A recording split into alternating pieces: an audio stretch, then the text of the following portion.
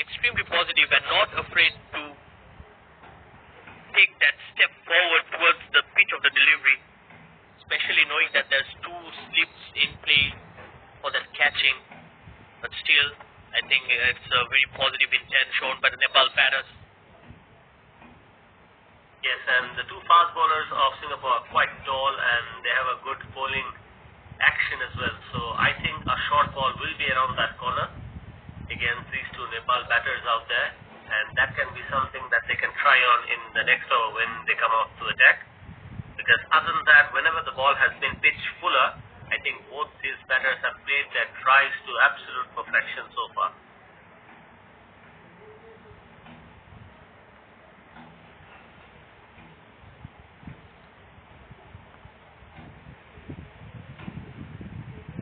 Yes, absolutely. I think both the bowlers have good height, and I think they need to understand and utilize their height in purchasing a wicket in here, because with that high arm release, you can always extract some extra bounce off the wicket. So it's very important that they figure out their lengths right. So far, they have been bowling pretty close to the bat. Much better delivery on that occasion. Slightly back of length, just pushing the batter on the back foot. I think among the two batters that Singapore have started things with, among Vedansh and Kapish, I think Kapish is looking like he's getting more of the wicket. He's trying to swing the ball back into the right-hander, and so far he's already picked up a wicket by giving away just 6 runs. So that's something that Vedansh Gupta can really try to do when he comes out to bowl in his next over, because these two really need to give Singapore a good start. And so far we're seeing that both the batters of Nepal are just trying to rotate the strike by playing the shots into the gap, and they're batting with a healthy run rate really.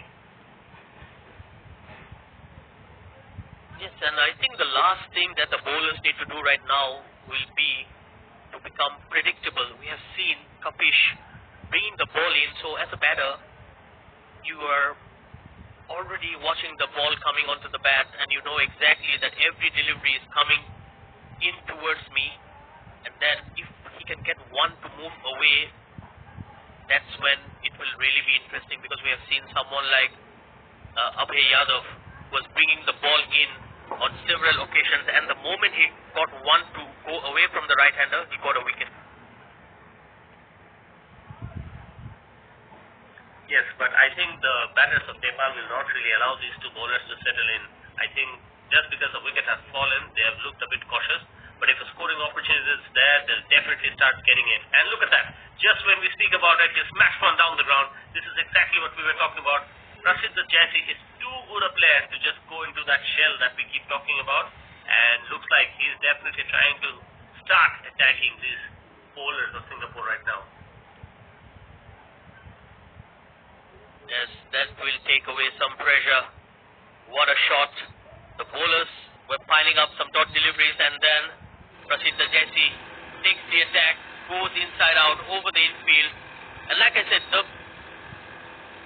the consistency or being predictable, that's exactly what happened. He knew that the ball was coming into him with the angle, so he created that room for himself to get underneath the ball and play that shot. I think this is smart batting.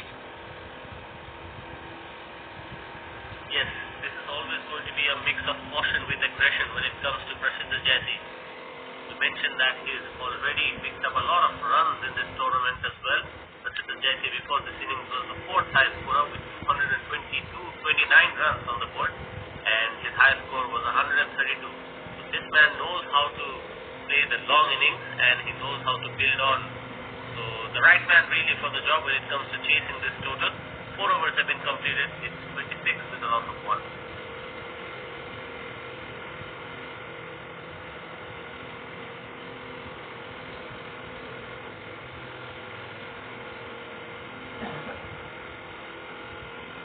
Well, it's time for a bowling change, and it's the captain bringing himself on. I think it's the right idea, especially when batters are playing extremely well out there. He needs to rotate his bowlers and see what he can get through. It's very important that Singapore gets early wickets. That's the only way to fight back into the game.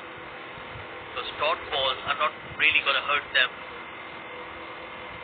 Nepal well and truly looking on their way to another famous victory here. And they will be clinching the title for the second time consecutively.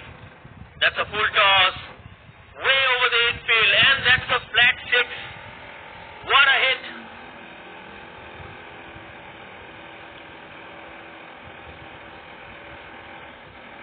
Yes, this was always going to be a change that could work both ways.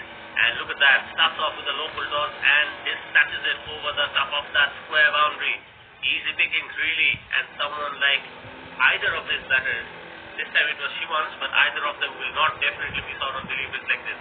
And I think Riyan Naik coming off the ball at this stage is a trick that can really benefit Nepal as well. And on that occasion we see a misfield at third man and picks up yet another boundary. So Shivan's once again is really getting a move on here. So already hit a six and now a boundary.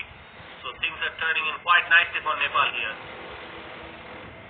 Well, that was poor fielding. There was never a catch there, and the third man fielder, the only thing he could do was to get behind the ball and save that boundary. Well, he couldn't manage to do so, and things are looking good here for Nepal. And it's slipping out of the hand for Singapore right now. 10 runs in 2 deliveries. What a way to welcome the Singaporean captain as well. And I think this is the differentiator between both the sides. We have seen the intent with which the Nepal batters walked into bat. Anything that spits up to them, they have went for their shots, whereas the Singaporean batters were just happy to defend. Yes, and that really allowed the pressure to mount on them, didn't it? And on this occasion we can see that they have really not allowed Riyan Naik to come out and settle himself in that one delivery in that couple of deliveries his bolt is already gone for 11.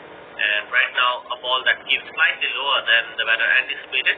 But once again you can see that he really went after it with that glorious drive, but that one is not just connected. Nevertheless, this has been a good start for Nepal. 37 runs already on the board, and looks like the change is not really working for Singapore here. Maybe the captain should have persisted with his faster bowlers in Vedansh and Kapish. Well, another edge, thickish edge this time. Again, the batters just trying to go a bit too hard at the bowlers.